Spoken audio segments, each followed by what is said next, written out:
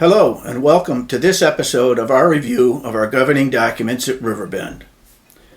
In this series of videos, we'll be reviewing the owners of the association and board of directors' powers and duties as stated in the Riverbend Declaration of Condominium.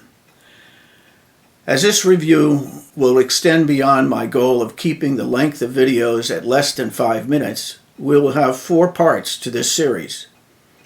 As we proceed through this and future videos, we'll be reviewing the specific language in the Declaration of Condominium and provide an explanation in simple terms of how this applies to us as the owners. The Declaration of Condominium is one of the governing documents we identified in our introduction video.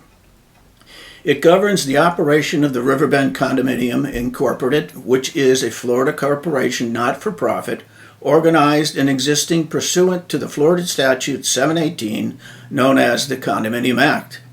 The purpose of the Declaration of Condominium is to continue submission of the lands described in Exhibit A attached to the condominium form of ownership.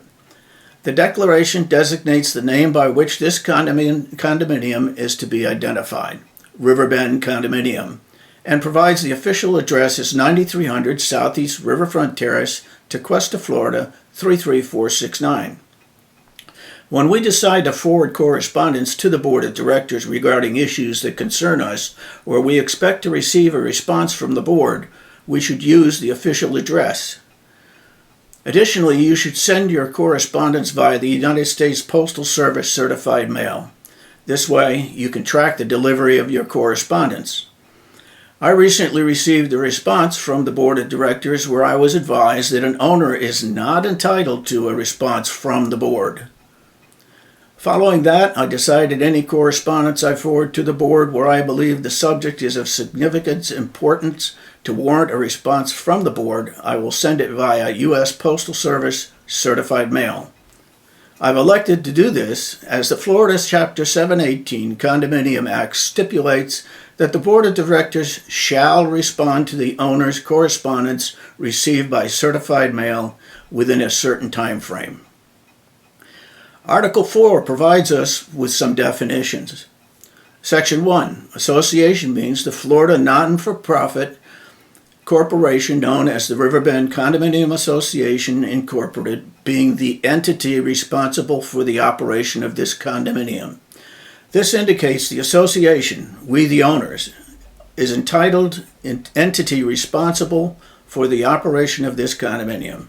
As we progress through this document and other documents, you will see there is a difference between the owners or the association authority and that of the Board of Directors in this chain of responsibility. Section 4, limited common elements, means and includes those common elements which are reserved for the use of a certain unit or units to the exclusion of other units.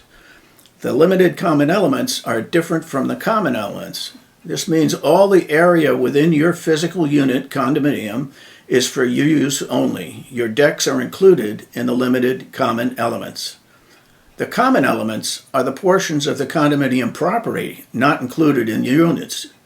The areas designated as common elements may be used by all owners. Section 13. Unit owners or owners of a unit means the owner of a condominium unit as reflected in the deed recorded in the public records. Section 15. Occupant means the person or person other than the unit owner in possession of a unit.